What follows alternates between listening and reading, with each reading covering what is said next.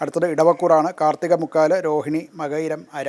മകയിരത്തിൻ്റെ 1ഉം 2ഉം പാദങ്ങൾ ചേർന്നതാണ് ഇടവക്കൂറ്. ഇവരുടെ 3-ാം ഭാവത്തിലാണ് സൂര്യനും ബുധനും വ്യാഴവും.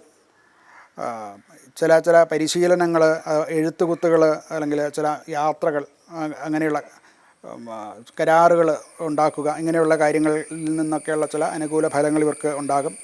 അധ്യാപകന്മാർ, എഴുത്തുകാർ, അതുപോലെ മാധ്യമപ്രവർത്തകർ, IT മേഖലയിലുള്ളവർ, ഇവർക്കൊക്കെ ചില മുന്നേറ്റങ്ങളൊക്കെ ഉണ്ടാകാൻ സാധ്യതയുണ്ട്. വിപണനം, ട്രേഡിംഗ് സംബന്ധിച്ചും ചില പുതിയ സാധ്യതകൾ തുറന്നു വരും. പഴയ ചില കുടിശ്ശികകളൊക്കെ തിരിച്ചു കിട്ടാനും സാധ്യത കാണുന്നുണ്ട്.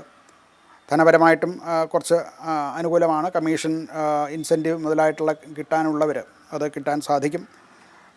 കുറച്ച് ചിലവ് കുടുംബപരമായിട്ടും അതുപോലെ തന്നെ യാത്ര സംബന്ധിച്ചുമൊക്കെയുള്ള കുറച്ച് അധിക ചിലവുകൾ വരാനും സാധ്യതയുണ്ട്. അത് സൂക്ഷിക്കേണ്ടതാണ്.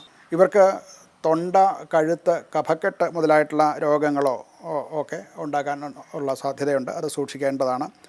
മറ്റ് കുഴപ്പങ്ങളൊന്നും, പൊതുവേ ആരോഗ്യം തൃപ്തികരം തന്നെയാണ്.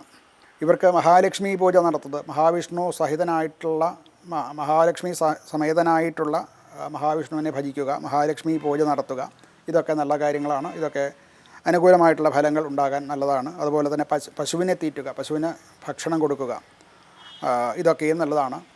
മധുര പലഹാരങ്ങൾ കുട്ടികൾക്ക് ദാനം ചെയ്യുന്നതും ഉത്തമമായിട്ടുള്ള ഫലത്തിന് നല്ലതാണ്.